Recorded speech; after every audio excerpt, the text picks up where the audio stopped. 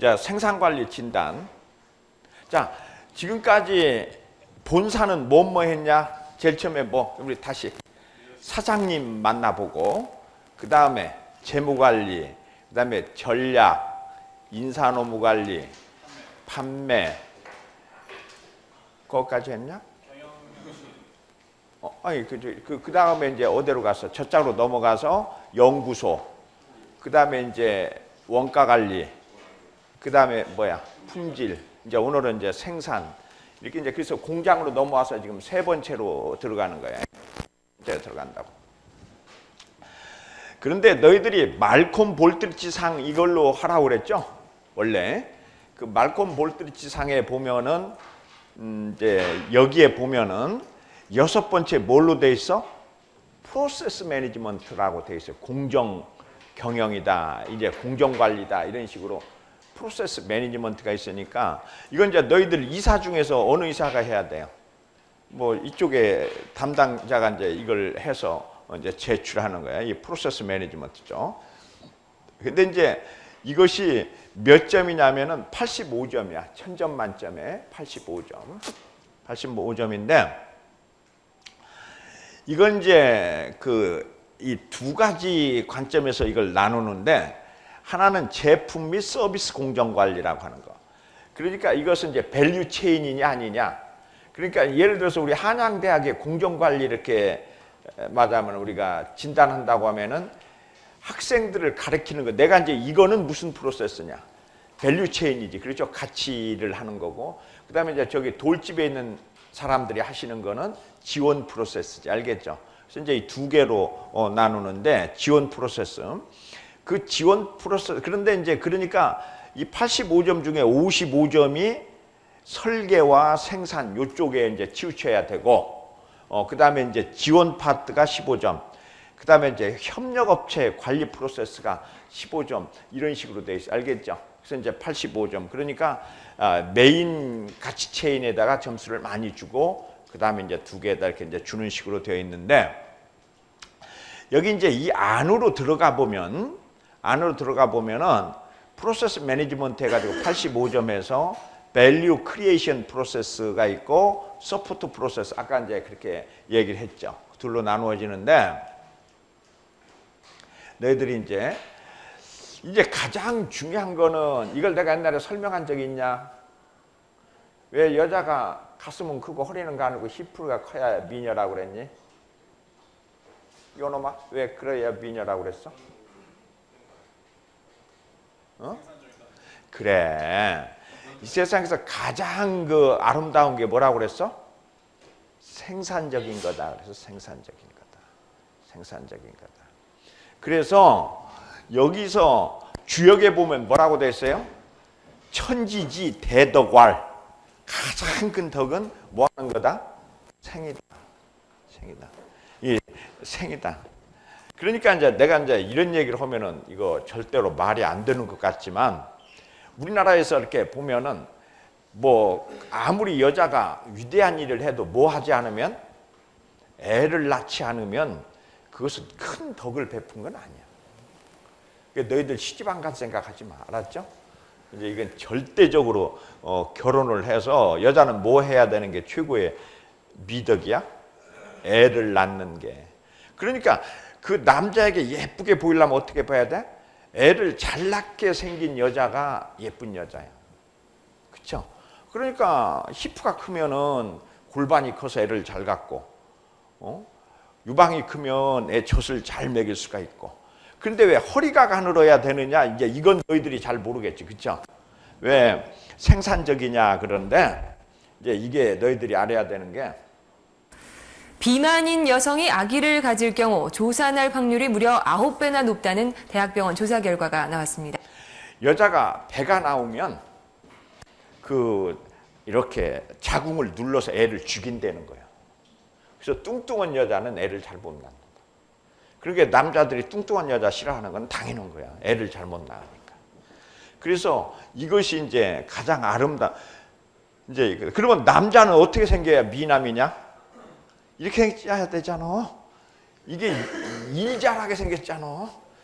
남자는 이렇게 비리비리한 놈은 이건 소용없어요. 일 잘하게 생겼으면 막 이렇게 해가지고 일을 잘해야지. 그래서 생산적인 것이 가장 아름다운 것이다. 이제 이렇게 되어 있는 거고, 경영 역시는 결과적으로 생산적이어야 된다. 이제 이런 얘기를 하는데, 너희들이 이제 여기서 원가보다는 뭐가 높아야 되냐? 가격이 높아야 되고, 가격보다는 뭐가 높아야 돼? 가치가 높아야 돼. 그래서 이게 이제 중요한 것이, 그래서 이제 다시 이제 기업으로 다시 넘어가면, 요 앞에 있는 녀석아, 기업에서 제일 중요한 게 뭐냐?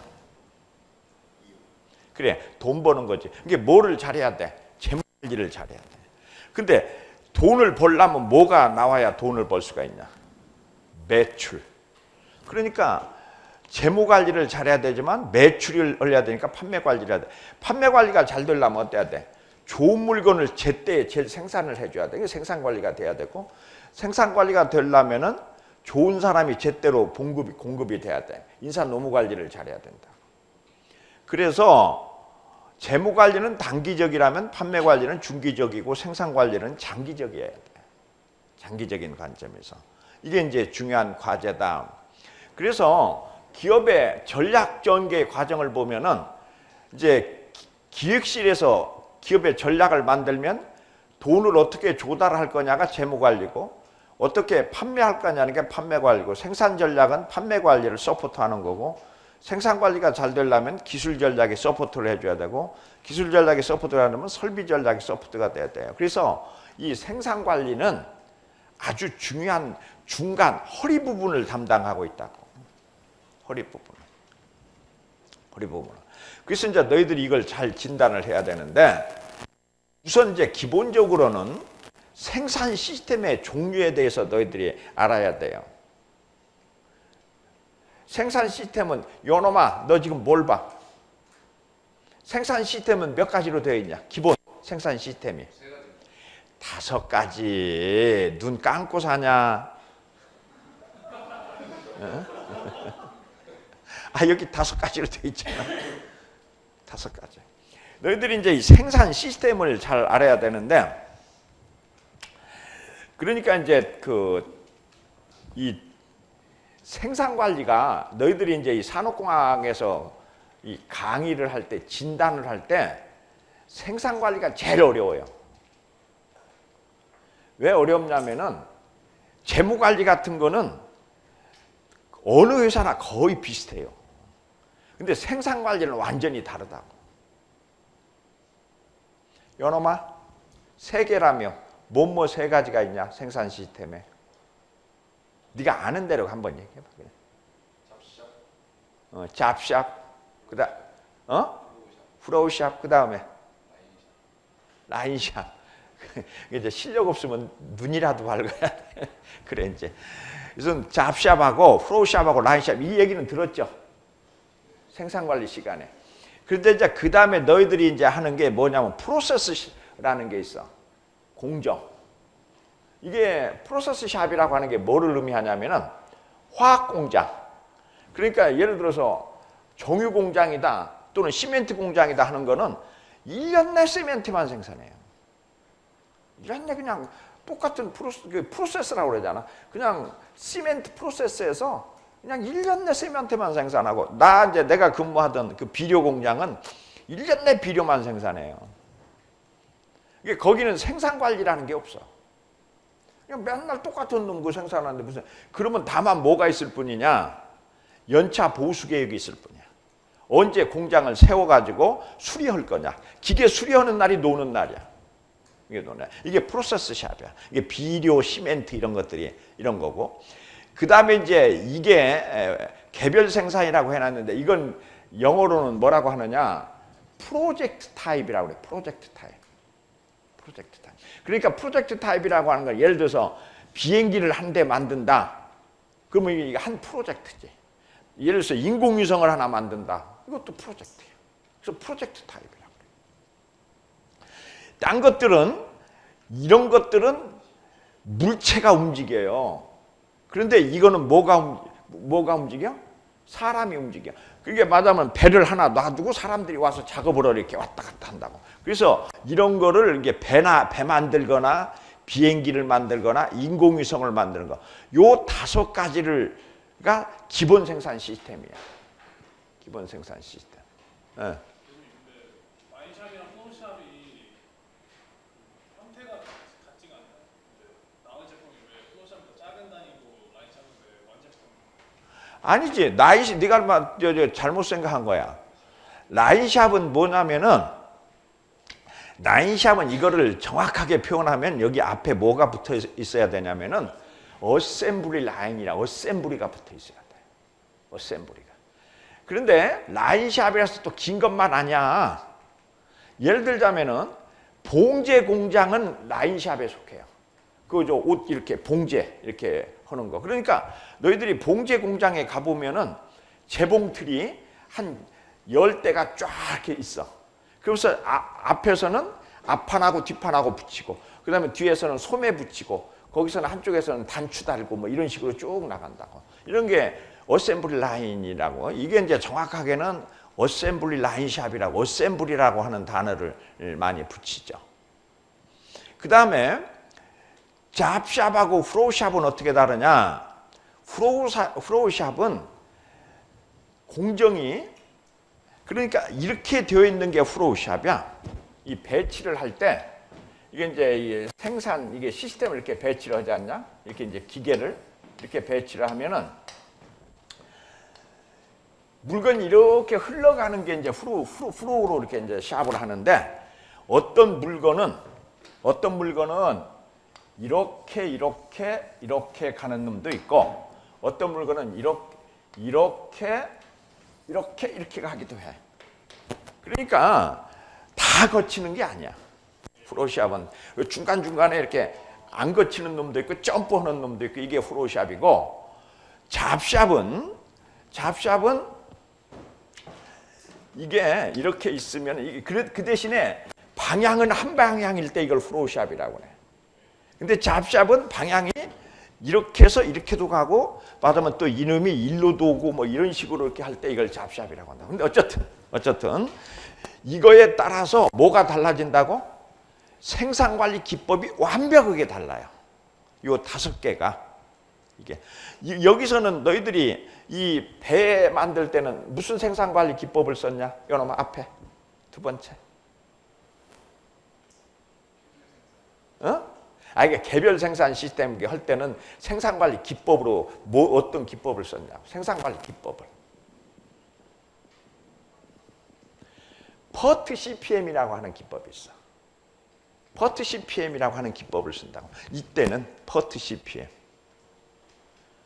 그 다음에 라인샵에서는 가장 중요한 생산관리 기법이 뭐냐? 너희들 라인 바란싱이라는 얘기 들어봤냐? 라인을 이렇게 바란싱을 잡는 게 중요해요. 바란싱. 이거는.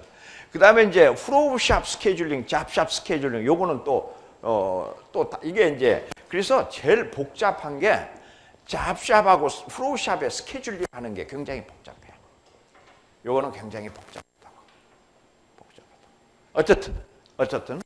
그래서 우리가 이제 여기서 보면은 수주 형태에 따라서 주문 생산이냐, 예측 생산이냐, 다품종이냐, 소품종이냐, 소량 생산이냐, 대량 생산이냐. 그래서 예를 들어서 다품종, 대량, 다품종, 말하면 소형, 뭐 이런 거에 따라서 이게 이 생산 시스템의 종류가 굉장히 다양하게 나타나요.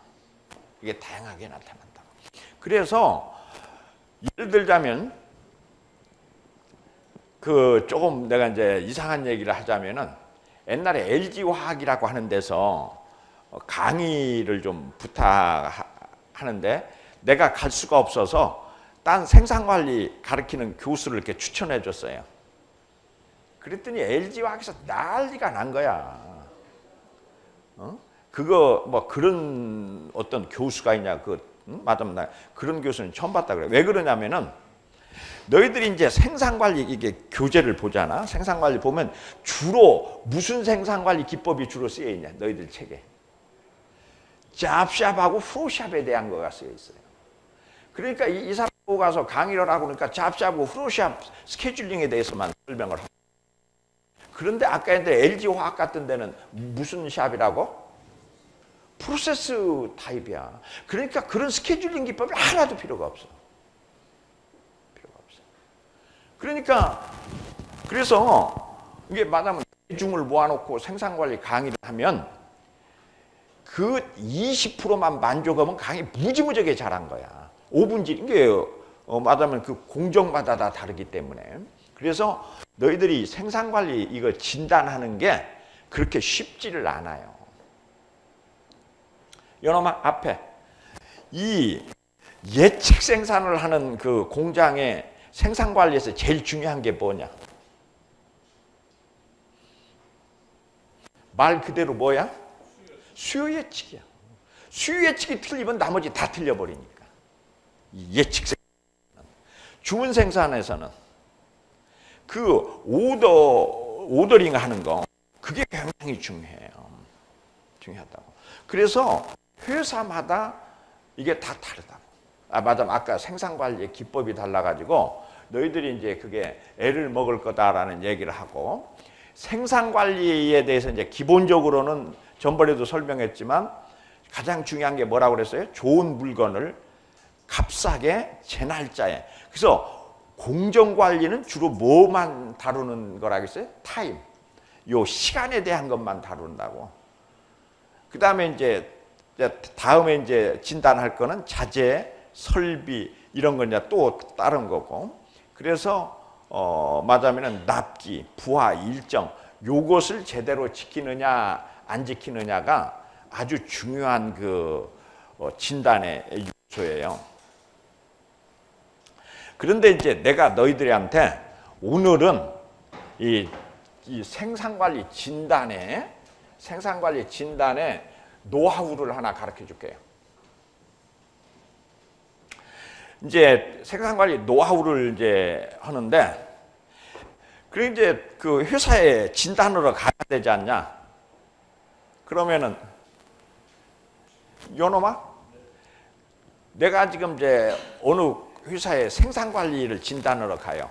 그러면 그 중요한 거는 이제 두 개가 있어. 하나는 그 공장에 들어가서 진단하는 방법이 있고, 그 공장에 들어가면은 숲 속에 들어가면은 숲이 안 보이지 않냐? 나무만 보이잖아. 그러니까 이제 숲을 이렇게 봐야 되는데, 제일 처음에 누구를 한번 만나러 가는 게 좋겠니? 누구를 만나는 게?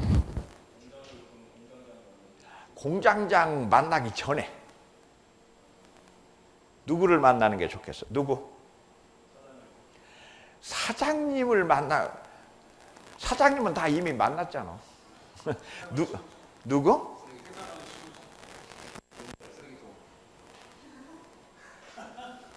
너희들이 항상 1번 노하우. 진단을 할 때는 누구를 먼저 만나라?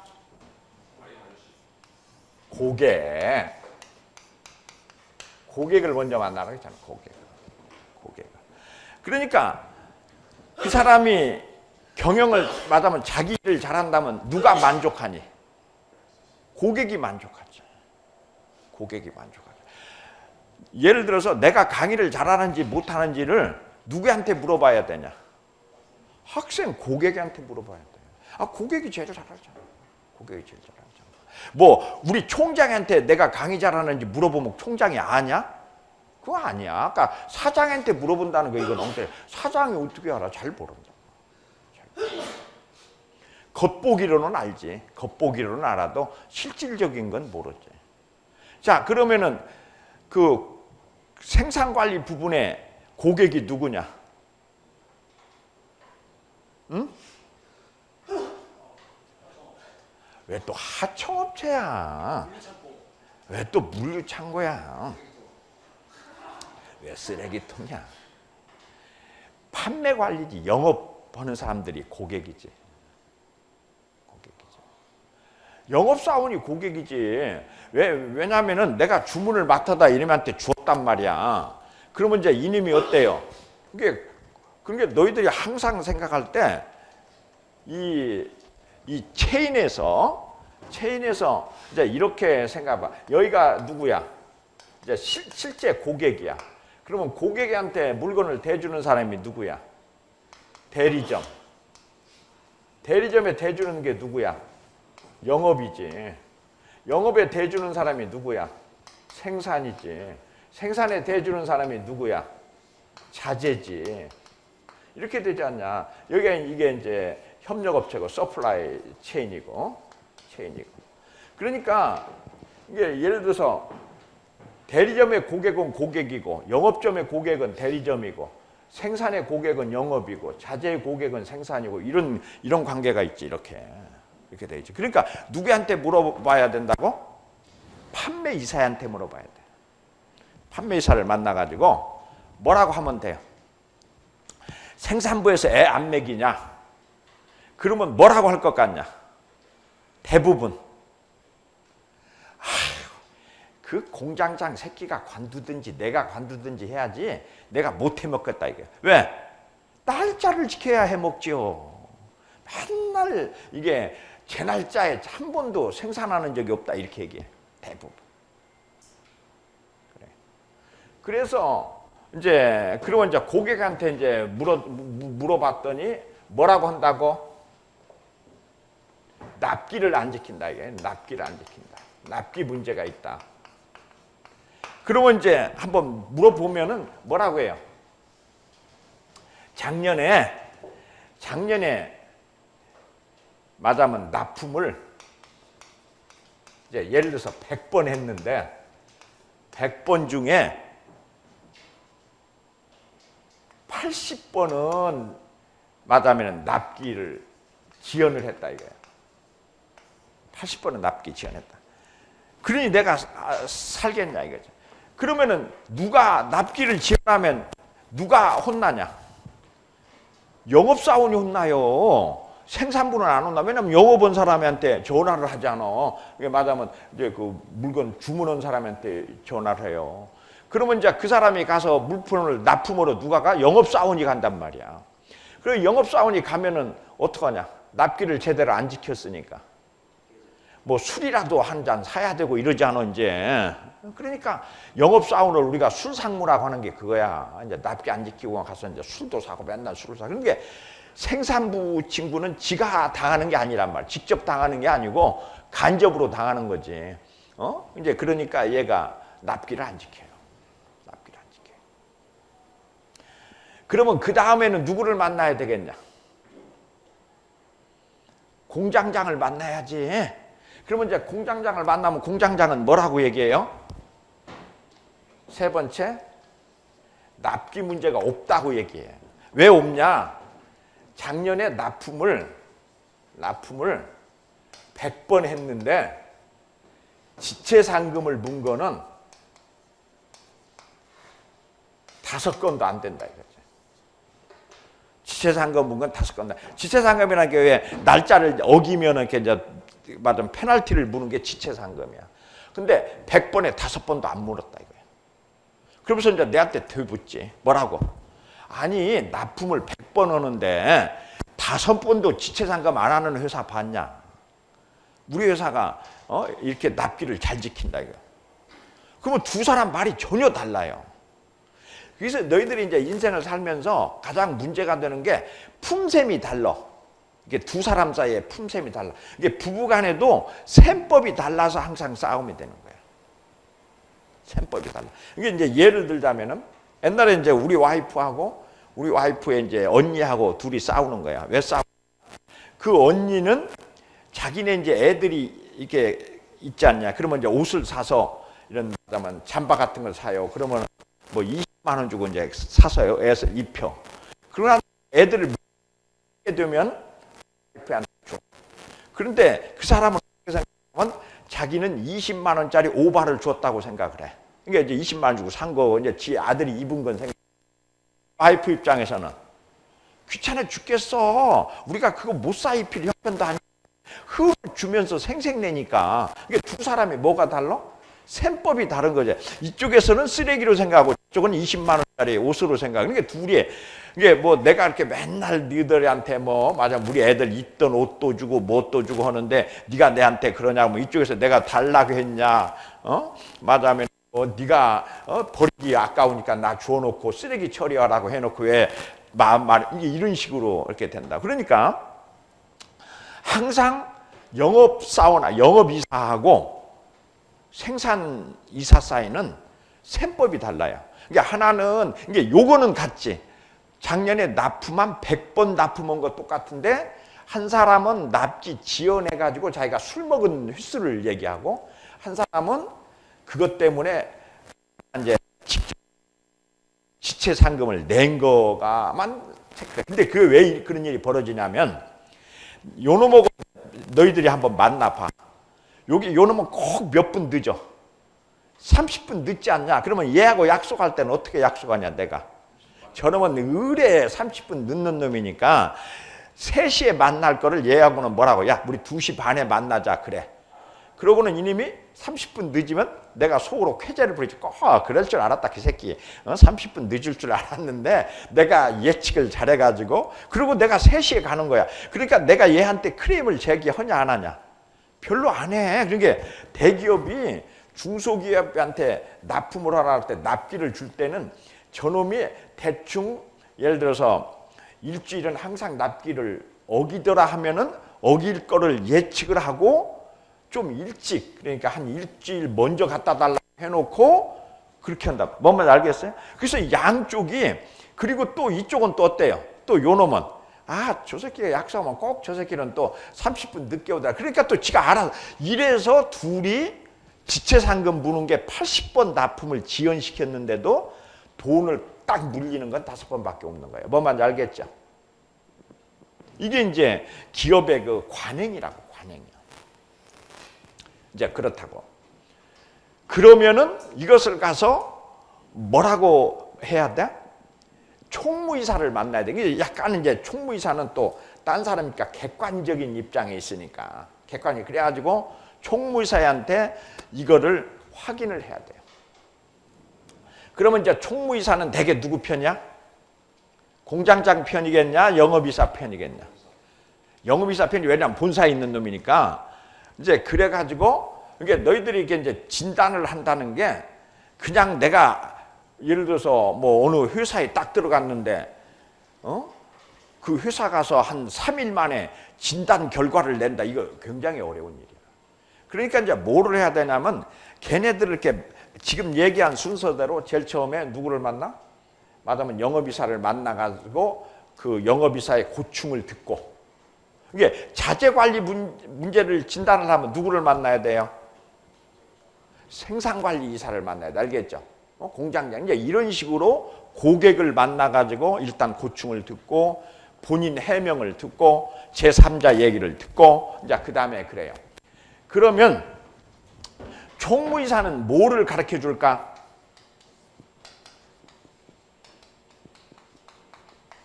이사는 지체상금으로 작년에 약 한 1,000만 원을 물었다는 얘기를 해준다고.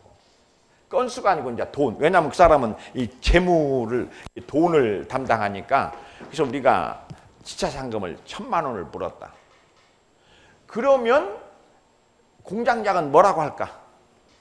작년에 우리가 납품을 얼마치를 했어? 100억 원어치를 했는데 1,000만 원 지체상금 분 게 뭐 대수냐? 이렇게 얘기해요.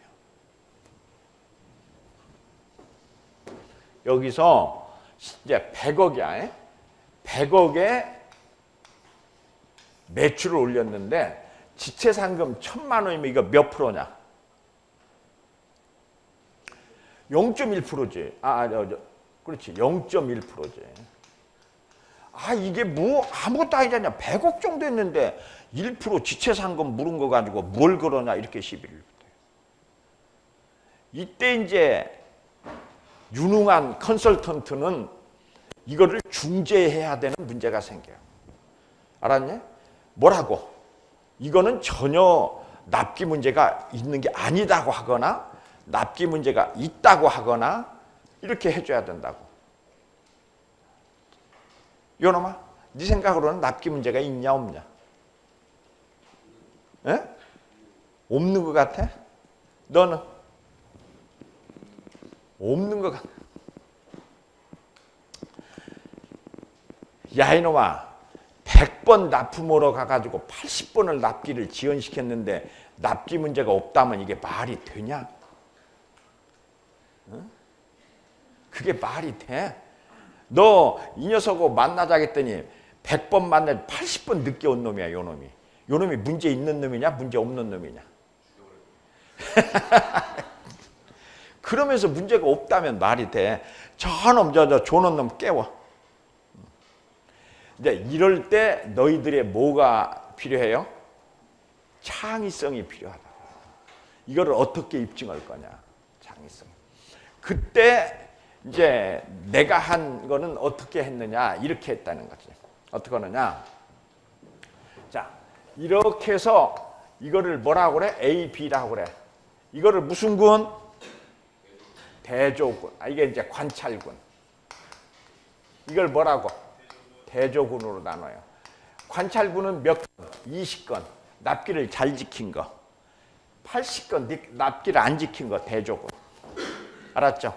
그러니까 항상 너희들은 그때 딱 대조군하고 이게 딱 나눠. 그랬더니 대충 얼마어치냐? 요 놈은 그냥 너희들 알기 쉽게 20억이라고 그러자. 매출이. 이게 80억의 매출이야. 80억의 매출을. 대충 이게 맞으면 20대. 이게 납기를 잘 지킨 게 얼마치는 납기를 잘 지켰어? 20억. 납기를 잘못 지킨 건 80억이야. 그래가지고 요거를 갖다가 내가 뭐를 했냐면은 이제 그런데 되게 중소기업은 어떻게 하냐면은 되게 중소기업은 뭐를 하냐면은 그 납품 대금을 현찰로 안 줘. 뭘로 주냐? 어음으로 한단 말이야. 어음. 어음이라는 게 의상이라고. 어음으로 이제 끊는다고. 근데 어음으로 끊는다고. 그러니까 이제 대개 이쪽 80건도 어음으로 끊어지고 이제 20도 어음으로 끊어졌을 거 아니야. 그런데 이제 가장 중요한 거는 어음에서는 뭐가 중요하냐? 어음 기간. 이게 1개월짜리 어음이냐, 2개월짜리 어음이냐, 3개월짜리 어음이냐 이거야. 그래서 평균을 딱 내봤더니 이놈은 대개 2개월짜리 어음을 받았는데 이거는 4개월짜리 어음을 받은 거예요.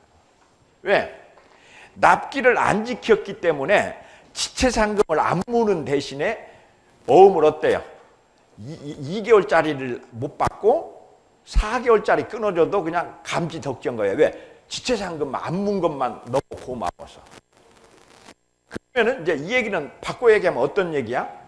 납기를 잘 지켰으면 몇 개월짜리 어음을 받아? 2개월짜리 어음을 받을 텐데 납기를 안 지켰음으로써 2개월 이상의 어음을 받은 거지. 이게 80억을 어떻게 한 거야? 2개월 늦게 돈을 받은 거지. 그러니까 이게 뭐가 나오겠냐? 이자가 있을 거 아니야. 그래서 이제 계산을 이렇게 한단 말이야. 어떻게 계산해요? 2개월 늦게 받았으니까 80억을 1년이 12개월 중에 2개월 늦게 받았단 말이야. 근데 이 회사의 자금 동원 능력은 연 6%다. 6%의 이자를 무는 회사다. 그러면은 이거 계산하면 얼마냐 이렇게 하면은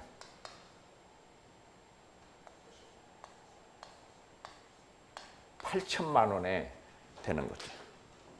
그잖아. 이자를. 그러니까 말하자면은 납기를 잘 지켰으면은 2개월 만에 돈을 받을 거를 납기를 잘못 지켜서 몇 개월 만에 돈을 받은 거야? 8개월, 이제 4개월. 그러니까 2개월 돈을 늦게 받은 꼴이니까 돈에 뭐야? 시간적 가치가 있지 않아. 근데 이 회사에서는 요새 돈 꺼오는 게 한 6%로 이렇게 돈을 꺼오니까 맞으면 또 바꿔 얘기하면 은행에다 넣으면 6%의 이자를 받을 텐데 못 받았으니까 얼마쯤 돈이 나간 꼴이야? 8천만 원.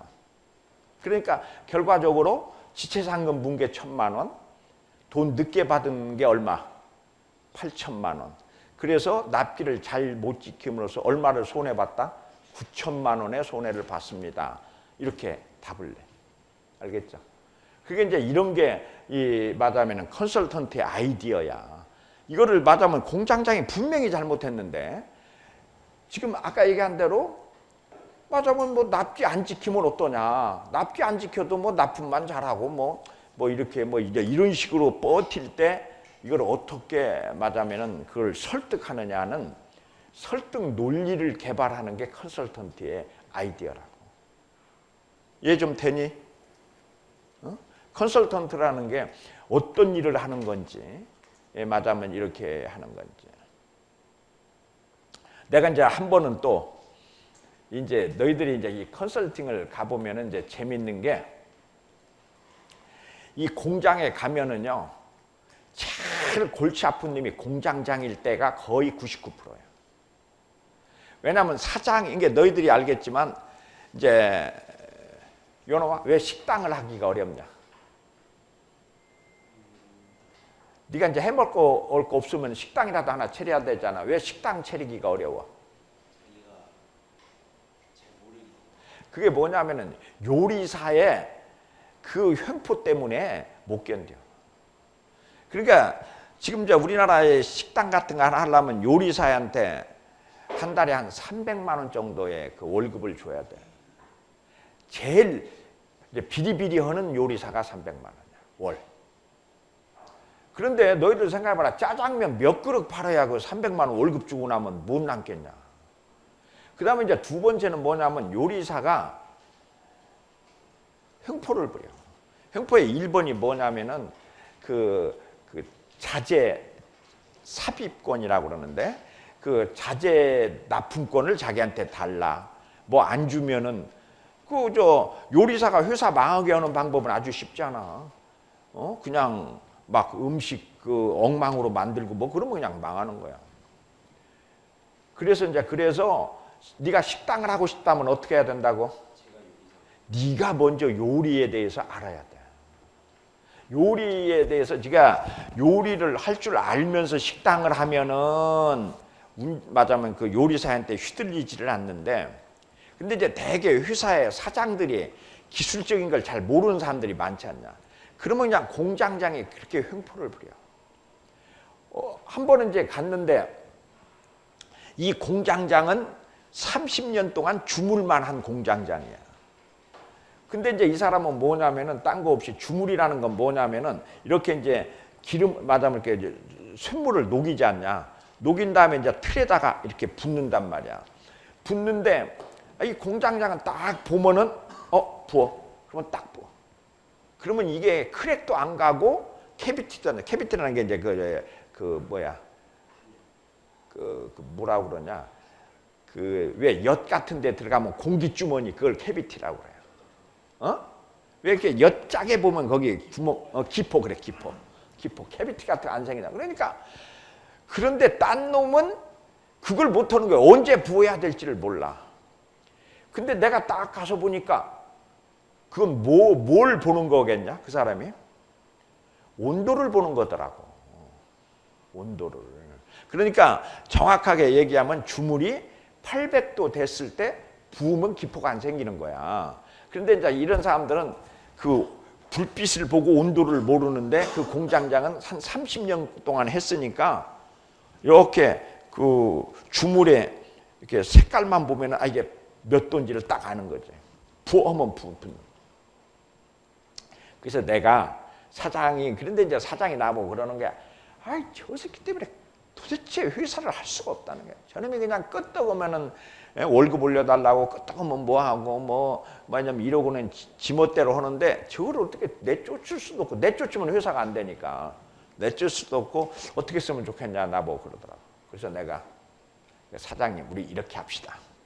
그래가지고 파이로메타라는 게 있어. 파이로메타라는 게 온도계를 빛으로 이렇게 온도계를 재는 게 알겠죠? 이게 이렇게 재가지고 하면은 800도 하면은 이제 이렇게 이게 온도를 재는 이게 빛의 그 색깔로 온도를 재는 온도계가 있어. 이게 파이로메타야. 그래서 파이로메타를 하나 사자고. 그래가지고 샀어.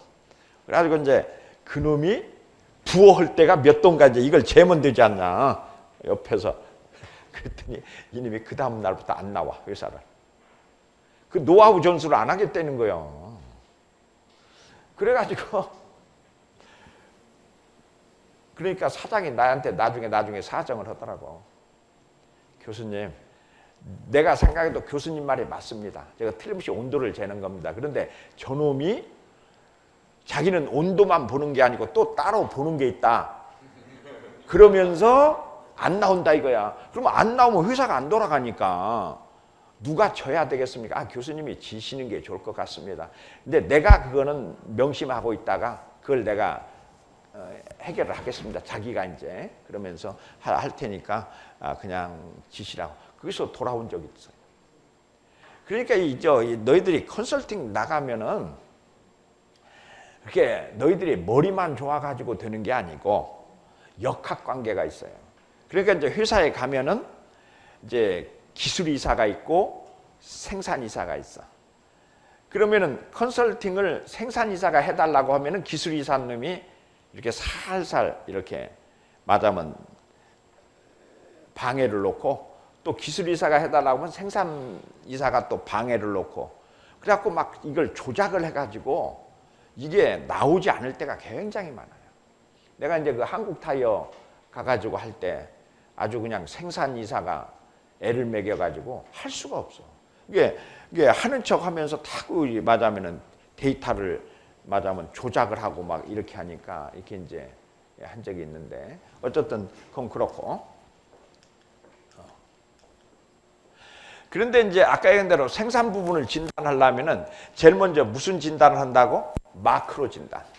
마크로 진단이라고 하는 거는 그 공장에 들어가 보지 않고 바깥에서부터 하는 거야. 누구 만나는 거?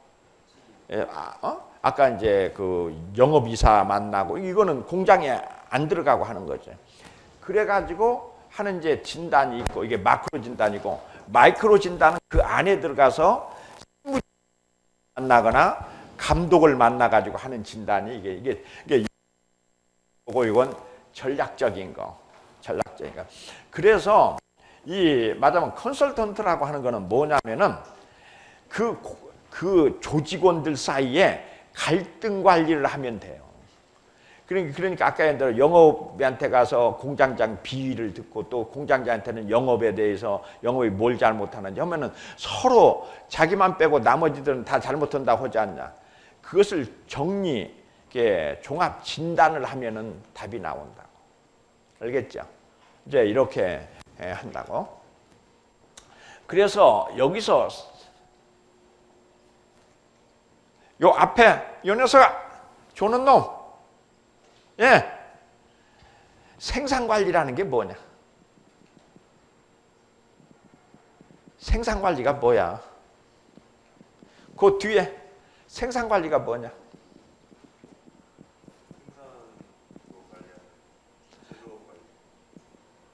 너 생산관리 배웠다며? 그 곁에 생산관리가 뭐야? 가지고 있는 인적 물적 자원을 최적의 효율을 만드는. 그게 이제 너희 놈들이 생산관리를 제대로 배우질 않아서 그래. 생산관리에 생산 요소가 뭐 있냐? 생산 요소가 사람, 그 다음에 설비, 그 다음에 재료, 그 다음에 하청. 이 네 가지가 있다고. 요 네 가지의 최적 조합을 구하는 거야. 컴비네이션을 구하는 거야. 요게 생산관리야. 사람, 설비, 하청, 재료의 컴비네이션. 그러니까 자, 첫 번째 문제가 뭐냐? make or 뭐야? buy, 살 거냐? 그러니까 하청을 줄 거냐? 우리가 직접 만들 거냐? 그치? 그 문제가 있잖아. 그 다음에 이제 무슨 문제가 있냐? 요놈아, 적지만 말고 적어봤자 뭐야? 자, 생산관리의 문제 5가지를 한번 찾아봐. 첫째는 뭐냐?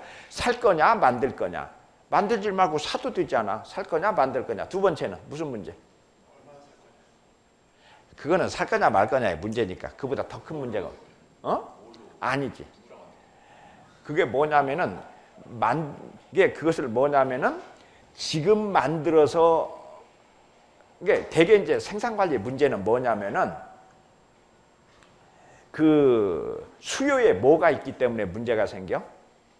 시즈널리티가 있어서 그래. 계절적 수요가. 그러니까 냉장고를 지금 만들어서 지금 팔 거냐, 겨울에 만들어서 여름에 팔 거냐. 그러면 뭐가 생기냐? 재고가 생기지. 그러니까 재고 생산을 할 거냐, 저스트인 생산할 거냐, 그때그때 생산할 거냐. 그래서 이 재고 문제가 들어간다고. 재고. 그 다음에 사람이 만들 거냐, 기계가 만들 거냐. 이거의 문제야. 요거의 문제야. 요거의 문제야. 그것을 이제 너희들이 전부 푸는 거지. 문제 푸는 거지. 생산 관리라는 건 그런데 예를 들어서 자동화를 하면은 무슨 비용은 안 들어가. 노무비는 안 들어가는 대신에 뭐가 들어가요? 설비 비용이 들어가고. 자동화를 안 하면은 설비 비용이 안 들어가는 대신에 사람 비용이 들어가고. 지금 바로 생산해서 그때그때 생산을 하려면 뭐가 들어가? 인건비가 많이 들어가고. 말하자면은 놀 때 생산해서 성수기 때 팔면 무슨 비용이 들어가? 재고 비용이 들어가고. 이거의 트레이드오프라고. 알았어? 이게 생산 관리라는 게 너희들이 이제 너무 디테일하게 생산 관리를 배워가지고 그래. 크게 보면은 요거가 생산 관리야. 생산 관리란 뭐냐? 생산 관리란 뭐냐면은 생산 요소의 최적 조합을 구하는 거예요. 조합. 이게 말하면 그러니까 이제 너희들이 보면은 냉장고는 언제 생산하냐? 지금부터 생산해. 여름에가 아니라 지금부터 생산한다. 그래갖고 언제 팔어? 내년 겨울에 팔지. 내년 여름에 팔지. 여름에 팔죠. 내년 여름에 판다고. 그랬는데 그러니까 이제 그러면 뭐가 들어가? 재고 비용이 많이 들어가잖아. 재고 비용이 많이 들어가. 그래서 이제 너희들이 재고 비용을 그러는 게 낫냐? 아니면은 종업원을 이제 일본의 도요타 같으면 어떻게 하느냐? 이제 여름에 사람을 많이 채용을 해요. 그리고 겨울에는 생산을 안 해. 그래가지고 여름에 이제 뭐를 해요? 그걸 뭐라고 그러냐? 그거 시간제를 채용해가지고 그때 생산해서 그때 팔아. 그 대신에 뭐를 안 가지고 가? 재고를 안 가지고 가는 거죠. 우리나라 같은 경우는 겨울에 만들어가지고 여름에 팔죠. 그래서 이제 우리나라의 문제는 뭐냐? 수요 예측이 무지무지하게 중요해요. 수요 예측을 잘못해. 그래서 이제 저 뒤에 너 뭐 보고 묻고 있어? 저게 또 이제 공부는 안 하고 너 지금 내가 묻는 거 대답하면 그냥 가만 놔두고 안 그러면은 네가 네 자신의 머리를 박어. 알았지? 우리나라의 판매 부장은 학부에서 무슨 과 출신이 하는 게 제일 좋을 것 같아요. 학부에서 무슨 과 출신이 맞으면은 대우전자의 판매 부장을 하면 좋을 것 같아요. 무슨 과? 왜 또 수학과야? 그 앞에 무슨 과?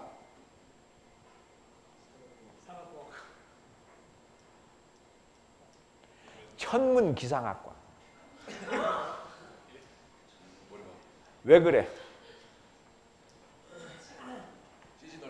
시즈널리티를 예측을 했어. 자, 올해 뭐야? 늦더위가 온다. 아니, 내년에 늦더위가 올 것 같다. 그러면 어때요? 맞으면 올해 같으면은 이제 올해 늦추위가 온다. 그러면 뭐야? 돛발을 좀 넉넉히 만들어라. 이 올해 겨울은 따뜻할 것 같다. 그러면 돛발을 별로 만들려. 이게 판매부에서 영업 예측을 할 수가 있지 않나. 돛발이 제 입은 거가 돛발이지. 아니 너희들이 요새 그런 걸 무슨 마케팅이라고 그래? 웨더 마케팅, 날씨, 웨더 마케팅, 웨더 마케팅. 그래서 네가 지금 내가 발음이 나쁘다고 네가 뭔 말인지 알겠어? 그래서 이제 외국 같은 데서는 뭐가 있다고? 기상회사가 많아. 기상회사는 뭐냐면은 이게 이제 일기예보가 딱 나오지 않냐? 그러면은 롯데백화점에 전화를 하는 거야. 야, 오늘 내일 비가 온단다. 그러니까 회는 많이 쳐놓지 말고 집시기는 넣어놓고 우산을 내놔라. 그게 맞으면 비 오는 날 수요 예측을 딱 해가지고 딱 해주죠. 그게 이제 올해 겨울은 맞으면 일찍 추위가 온단다. 그러니까 빨리 난방기구를 빨리 갖다 진열해 놔라. 뭐 이런 식으로. 그래서 외국에 미국 같은 데만 해도 그런 회사가 한 200개 돼요. 그 다음에 이제 제일 재밌는 게 그런 거지. 대한항공에다 전화해가지고 지금 북서 계절풍이 부니까 항로를 20번 항로로 가면 기름이 100드럼이 들어가는데 22번 이렇게 바람을 이렇게 뒤에 오고 가는 항로는 23번 항로로 가면은 말하면은 80드럼밖에 안 들어간다. 그럼 20드럼이 절감되잖아. 그러면 그 2드럼만 낮추라 이제 이런 거. 이게 항공기에 이걸 잡아주는. 그 다음에 또 뭐가 있을까? 이삿짐 센터에다가 말하면 어느 날은 비가 올 거냐 안 올 거냐 이렇게 물어보고 이삿짐을 날릴 거냐 말 거냐 수요 예측 뭐 이렇게 하는 것들이 웨더 마케팅이에요. 알겠죠? 어쨌든 이제 이렇게 하는 거죠. 그 다음에 이제 너희들이 이제 알아야 되는 게 뭐라고 그랬어? 생산성이라는 얘기를 내가 너희들한테 설명했냐 안 했냐? 안 했죠? 생산성. 생산성을 너희들이 꼭 배워야 돼. 그런데 이제 이런 사람들하고 얘기를 해보면은 생산성이 뭔지 모르는 애들이 생산성이라는 단어를 너무 많이 써가지고 문제가 있어요. 생산성이라고 하는 거는 뭐냐면은 인풋분의 아웃풋이야. 인풋분의 아웃풋. 이제 프로덕티비티라고 하는 거는 인풋분의 아웃풋이라고. 아웃풋. 그런데 이제 투입물이 뭐냐에 따라서 인풋이 사람이면 노동 생산성, 재료면 재료 생산성, 설비면 설비 생산성, 자본이면 자본 생산성이라. 알겠죠? 그 다음에 산출물은 대개 뭐냐면 부가가치야. 아니면 매출액도 되고 또는 어떤 그 말하면 매출량도 되고. 알겠죠? 이게 인풋분의 아웃풋이 뭐라고? 이게 생산성인데 아무 말도 없이 생산성 하면 뭐를 의미하느냐? 부가가치 노동 생산성을 생산성이라고 그래. 알았죠? 아무 말도 없이 우리가 그냥 막 정확하게 재료 생산성이라고 붙이지 않고 야 생산성이 낮다라고 얘기하면 뭐를 의미한다고? 부가가치 노동 생산성. 부가가치 노동 생산성은 분자가 뭐야? 부가가치. 그 다음에 분모는 종업원 수. 이게 부가가치 노동 생산성이야. 이게 부가가치 노동 생산성은 부가가치 노동 생산성이야. 부가가치 노동 생산. 그러니까 너희들이 이제 신문에 보면은 우리나라의 노동 생산성이 일본의 반밖에 안 된다. 또는 미국의 반밖에 안 된다. 그러면서 왜 우리나라는 이렇게 노동 생산성이 낮냐 이런 소리를 하는데 그게 말이 안 되는 거야. 왜 말이 안 되냐면 노동 생산성은 뭐를 뭘로 나누는 거라고? 부가가치를 사람 수로 나누는데 부가가치가 미국 같은 경우에는 부가가치가 높아요. 왜 높냐? 그러니까 이제 예를 들자면 이런 거야. 컨설팅을 하는데 내가 컨설팅을 하면은 하루 일당 얼마 주냐? 50만 원 줘요. 근데 미국 사람이 한국에 와서 컨설팅을 하면 얼마 주냐? 일당을 500만 원을 줘요. 그러니까 걔네가 나보다 10배 비싼 거예요. 그렇다고 해서 걔가 생산성이 높은 건 아니야. 월급 맞아 돈을 많이 받을 뿐이지. 이해되니? 이제 그래서 대개 생산성은 뭐에 비례해요? 그 나라의 GDP에 비례해. 이게 우리나라는 지금 GDP가 얼마? 뭐 25,000달러다. 미국은 5만 달러다. 그러면 당연히 미국 애들의 생산성은 우리나라 사람의 생산성보다 몇 배 많다? 2배 많다. 이건 당연한 거예요. 당연한데 너희들이 이제 이거가 조금 복잡하니까 내가 이제 여기다가 이렇게 써주면 오늘 이거는 제대로 다 외우고 제대로 공부하고 그래서 어디 가서든지 적어도 산업공학과 출신이라면 생산성에 대해서는 틀리면 안 돼. 자, 생산성이라고 하는 거는 뭐를 의미한다고? 정확하게는 인당 뭐라고? 인당 부가가치를 의미해요. 그래서 어떻게 하냐면은 회사의 부가가치를 뭘로 나눈다고? 종업원 수로 나눠요.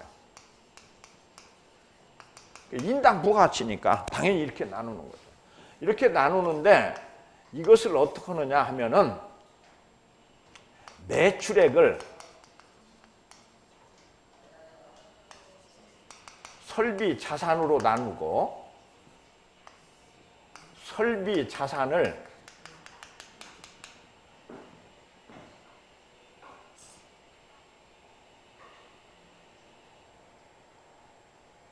종업원 수로 나누고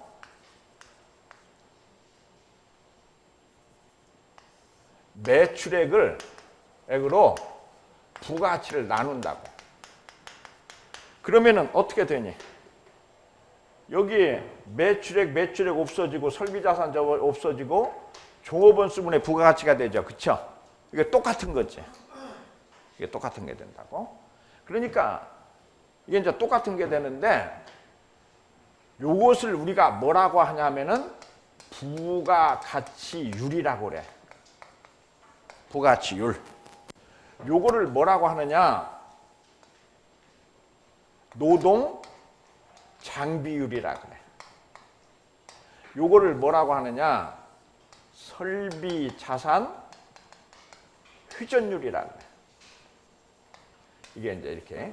그러니까 자 다시 생산성은 뭐의 곱이야? 설비 자산 회전율에다가 노동 장비율에다가 부가가치율 세 개를 곱한 것이 생산성이야. 생산성이야. 알았니? 근데 생산성을 높이려면 어떻게 하면 생산성을 높일 수 있다? 설비를 잘 돌려가지고. 그러니까 예를 들어서 이 설비를 돌려서 이게 회전율, 그러니까 매출을 많이 올리면은 생산성이 높아지겠지. 그 다음에 두 번째는 이게 뭐냐면은 종업원분의 설비 자산이라는 건 뭐냐면은 예를 들어서 택시 운전기사하고 비행기 파일로트하고는 누가 생산성이 높냐? 파일로트가 높죠. 왜? 설비 자산이 크니까. 이걸 뭐라고 한다고? 노동 장비율. 너희들이 오늘 그 용어들을 다 배워. 알겠지? 노동 장비율이라 그래. 노동 장비율. 그 다음에 부가가치를 뭘로 나눠? 매출액으로 나눈 걸 뭐라고 한다고? 부가가치율이라 그래. 그러니까 너희들이 뭐라고 그러대? 아, 고부가치 제품을 생산해야 되죠? 하는 게 그런 얘기. 알겠지? 그러니까 자, 고부가가치 제품을 생산하려면 뭐를 해야 돼? 이걸 높이려면 뭘 해야 돼? 연구개발,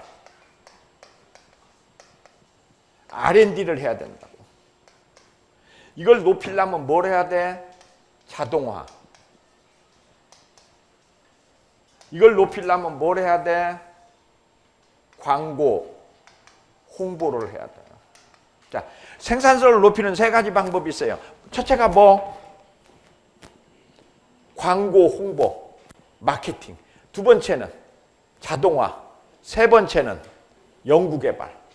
알겠죠? 요거를 해야 돼. 이걸 여러분들이 알아야 돼요. 알았죠? 그러니까 생산성이 낮으면은 뭐를 해야 되느냐? 요 세 가지를 해야 돼. 그러니까 이제 다시 내 말이 맞냐 틀리냐 이제 대답해봐. 종업원의 임금은 생산성이 올라간 만큼 더 줘야 된다. 맞냐 틀리냐?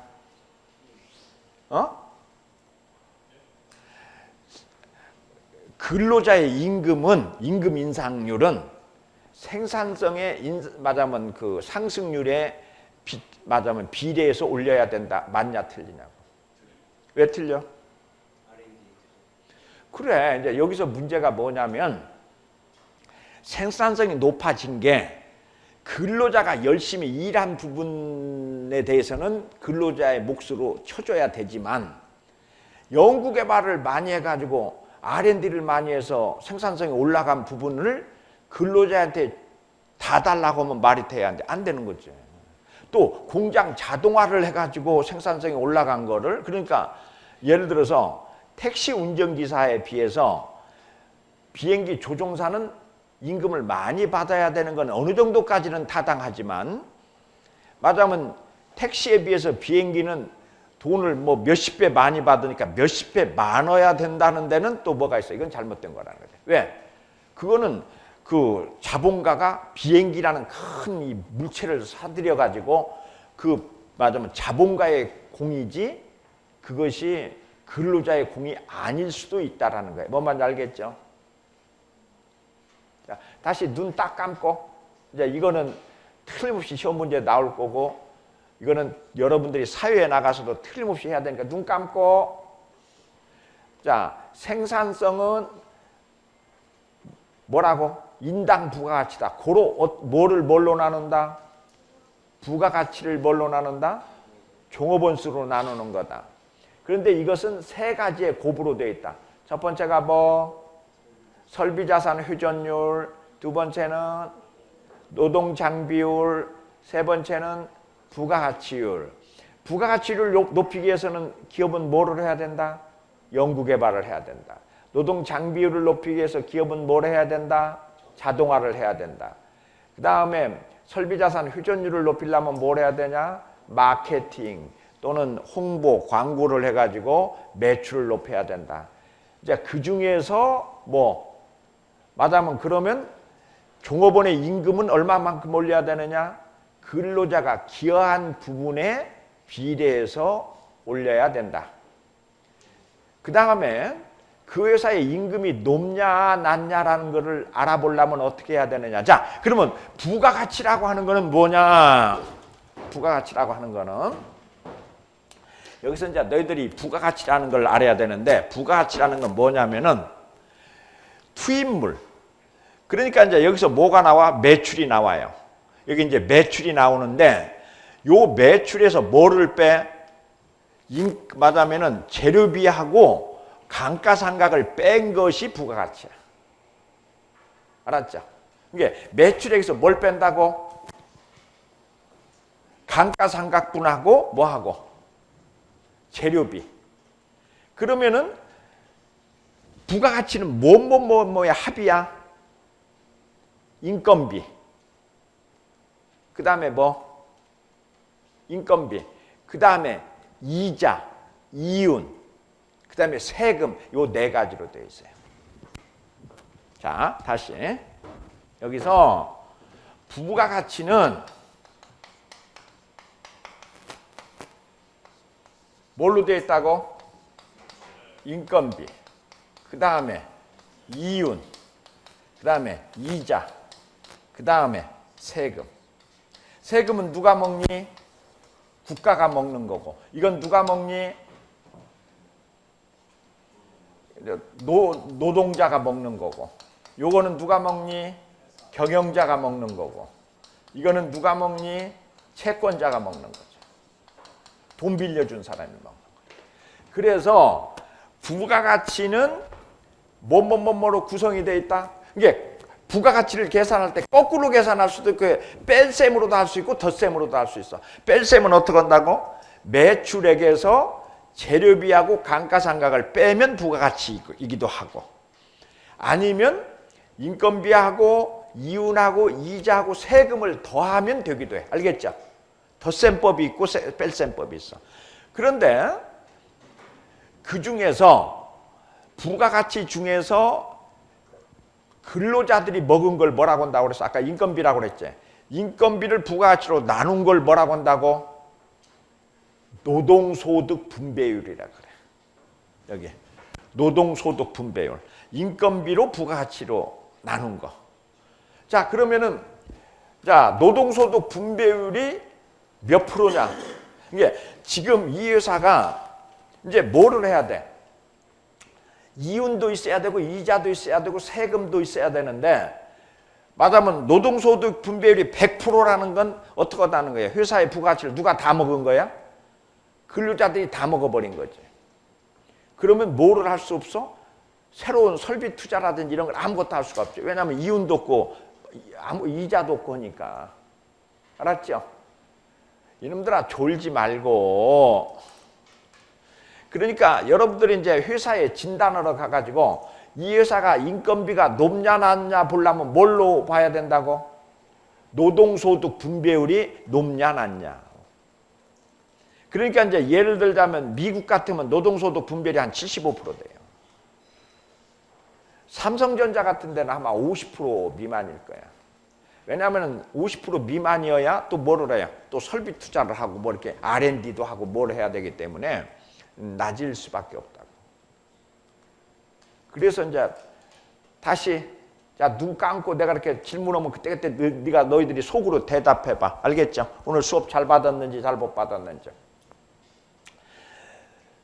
이 회사가 너무 인건비를 많이 주는지 적게 주는지를 판정하는 지표는 노동 소득 분배율.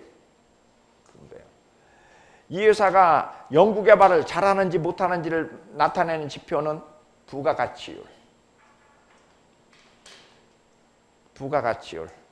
그 다음에 이제 말하자면 설비에 비해서 설비 자산에 비해서 매출이 많은지 적은지를 보려면은 뭘로? 설비 자산 회전율.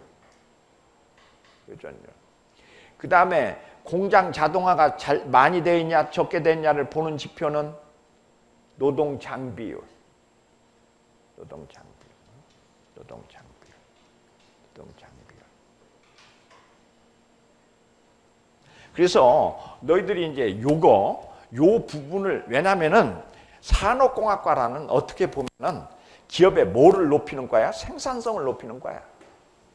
생산성을 뭐라고 얘기하고 1000번을 얘기하고 10,000번을 얘기해도 생산성을 높이는 과이기 때문에 너희들이 생산성에 대한 정의는 명확하게 알아두는 게 좋고 아마도 시험 문제에서도 이 부분은 꽤 많이 나올 거라고 생각을 하고 지금 내가 이렇게 강의를 열심히 하는 거 보면 아 저거 문제가 나올 것 같다라는 느낌이 있지 않냐? 피를 받아야지. 피를 받아야지. 피를 받아야지. 그래서 이제 이거를 분석을 한다고. 분석을 할 때 자, 노동 장비율에다가 부가가치를 이렇게 해가지고 분석을 해요. 그러면은 노동 장비율하고 부가가치를 분석하면 1, 2, 3, 4 상한 중에서 어느 상한이 가장 바람직한 상한이냐? 1상한, 2상한, 3상한, 4상한 중에 어느 상한이 가장 바람직한 상한이야?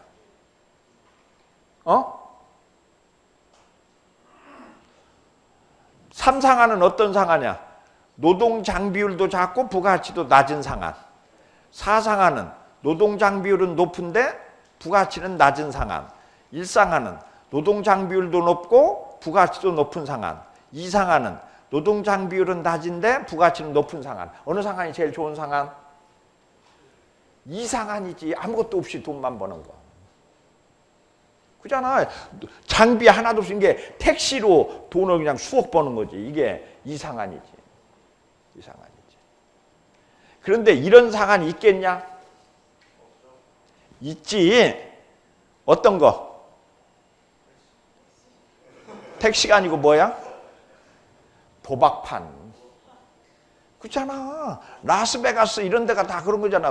별로 설비도 없이 그냥 돈만 버는 거잖아. 그러니까 미국이 지금 문제가 뭐야? 월가가 다 그런 데야 아니냐. 증권회사 뭐 이런 것들이 장비는 별로 없이 그냥 돈만 버는 거지. 그래서 미국은 전부 다 어디로 가려고 그래? 2상한으로 가려고 그러지. 그런데 이제 제대로 된 상황 같으면 몇 상한에서 몇 상한으로 가는 거야? 3상한에서 뭘로 가는 거야? 1상한으로. 그러니까 이제 노동 장비율이 작았기 때문에 부가가치가 낮았는데 공장 자동화를 해가지고 장비율을 높이고 부가가치도 높이는 3상한에서 1상한으로 가는 게 제조업의 기본이고 2상한은 어느 상한이야?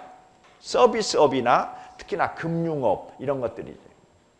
금융업 이런 것들. 그러니까 2상한에 이제 그러니까 너희들이 이제 가장 미국을 말아먹은 학부가 무슨 학부?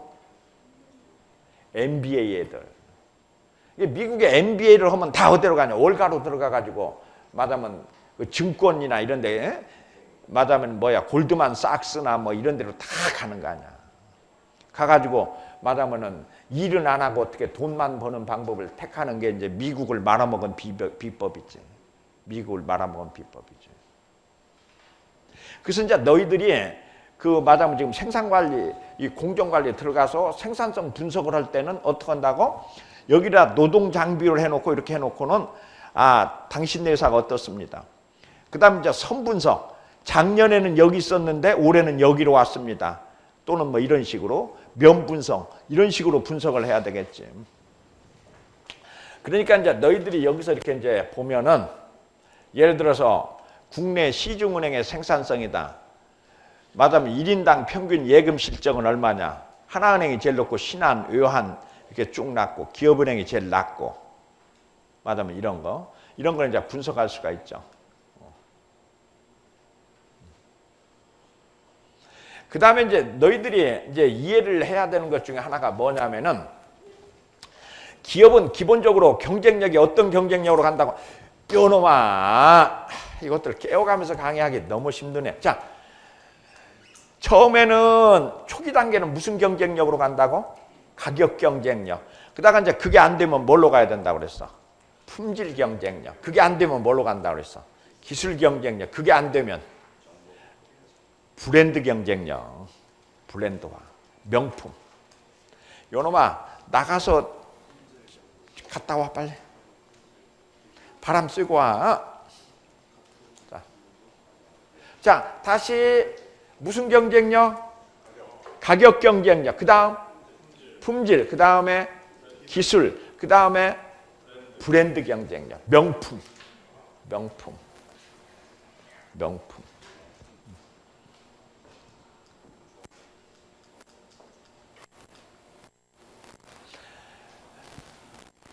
그래서 이제 요 앞에 졸지 말고 이 세상에서 가장 좋은 차 어떤 차? 어떤 차? 자, 들이 이제 좋은 자동차가 어떤 자동차냐? 라고 하면은 뭐라고 대답해야 돼? 가장 많이 팔리는 차죠. 가장 많이 팔리는 차가 뭐야? 기다려. 가장 많이 팔리는 차죠. 그러면 뭐가 어떤 차야? 캠리. 맞으면 아반떼 요새 1000만 대가 팔렸다는 거 아니야. 1000만 대. 그러면은 이쪽에 기아 자동차에서는 뭐라고 그래? 중고차 가격이 높은 차가 가장 좋은 차죠. 중고차 가격. 그게 뭐야? 기아의 아니 조그마한 차 아니 그 더 적은 차. 어떤 티코. 티코의 중고차 가격이 제일 비싸요. 그 다음에 이제 세 번째는 그러면 뭐라고 그래? 아니요. 그 다음에 뭐라고? 최근에 나온 자동차가 가장 좋은 차죠. 왜? 남이 해놓은 거 다에다가 베끼고 거기다 하나 더 보태니까. 그래서 최근에 나온 자동차를 만들려면 어떻게 해야 된다고? 설계 기간이 짧아야지. 그런데 이제 여러분들 알겠지만 우리나라는 몇 개월 걸린다고? 차 하나 설계하는데 60개월. 일본은 36개월, 도요타는 24개월, 2년이면 한 대씩 뚝딱뚝딱 만들어. 그러니까 항상 새로운 차를 만들 수가 있죠. 이게 이제 만들 수가 있죠. 그런데 전번에 이걸 하기 위해서 뭘 한다고 그랬어? 무슨 엔지니어링? 동시공학. 컨커런트 엔지니어링이라고 그랬잖아요. 컨커런트 엔지니어링. 동시공학을 한다. 이게 이거다가 사이멀티니어스하게 하는 거죠. 이걸 시리즈로 시퀀셜하게 하지 않고 사이멀티니어스하게 동시에 이렇게 들어가는 거. 그러니까 자동차를 설계하고 난 다음에 바퀴를 설계하는 게 아니라 자동차 설계하면서 바퀴도 같이 하는. 알겠죠? 이런 걸 뭐라고 한다고? 영어로 CE, Concurrent Engineering. Concurrent Engineering. Concurrent.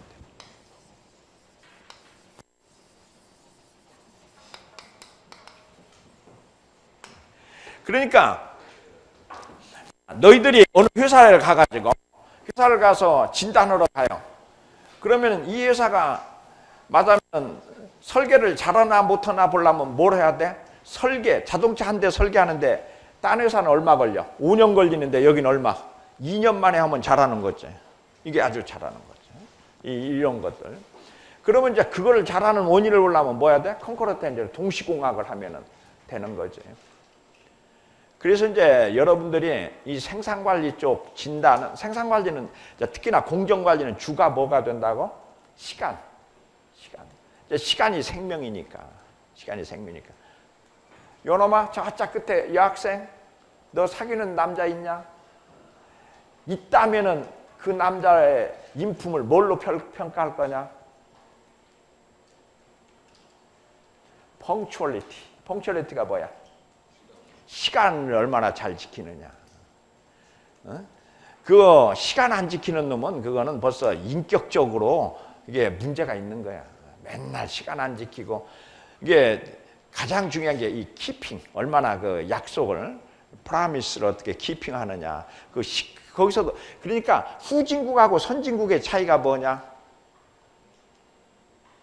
선진국하고 후진국의 차이가 뭐냐면은 스타트 타임이야. 스타트 타임.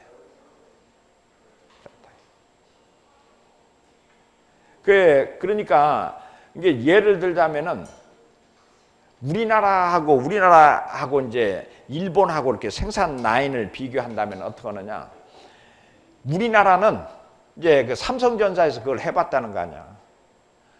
이제 그 전기 메타기 돌아가는 걸 이렇게 봤단 말이야. 봤더니 얼마나 있어야 메타기가 돌아가? 한 30분 있어야 돌아가는 거야. 띵 하고 8시부터 시작해. 우리나라 사람들 어떻게 하냐? 8시 띵 울리면 그때부터 뭐 하냐? 어이 김영 커피 한 잔 빼먹고 그때부터 커피 빼먹기 시작하는 거야. 그래가지고 커피 빼먹는 것도 뭘로 친다고? 일하는 시간으로 친다. 일본은 전혀 아니야. 8시부터 일한다면 8시 그 커피 먹는 거는 몇 시 이전에 먹어야 돼? 8시 이전에 먹고 8시 띵 하면 물건이 나와야 돼. 그래서 우리하고 일본의 그게 다른 게 우리는 이 가동률이라고 쓸 때 이렇게 써요. 가동자를 쓸 때 가동자를 쓰고 이렇게 동을 쓰는 가동하는데 일본은 여기에 뭐가 하나 붙냐면 사람 인변이 붙어. 이렇게 사람 인변. 이 사람. 근데 이제 우리는 저 동자가 무슨 동자냐? 움직일 동이야. 일본은 일할 동이야. 하다루쿠 동이야. 그러니까 일본은 자동차가 시간만 가동률로 쳐. 우리는 셋업하고 모으는 거를 가동률로 친다. 그러니까 우리의 가동률하고 일본의 가동률이 전혀 다른 게 일본의 회사는 가동률이 50% 이런 회사들이 너무 많아. 우리는 일본 애들이 깜짝 놀라는 거야. 어떻게 당신네 회사의 가동률이 80% 90% 되냐.